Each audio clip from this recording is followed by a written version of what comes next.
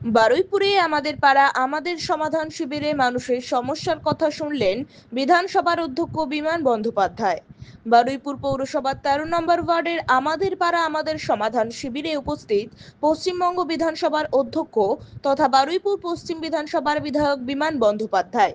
মুখ্যমন্ত্রী মমতা বন্দ্যোপাধ্যায় নির্দেশ দিয়েছিলেন প্রত্যেক এলাকায় আমাদের পাড়া আমাদের সমাধান শিবির করে সাধারণ মানুষের অভাব অভিযোগের কথা শোনা এবং তার প্রশাসনিক সমাধান করা। সেই মতো সারা রাজ্য জুড়ে চলছে এই শিবির।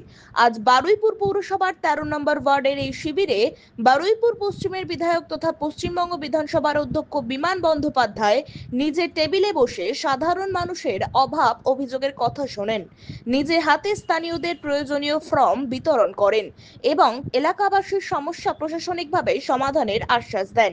এতে খুশি এলাকাবাসী থেকে সাধারণ মানুষ।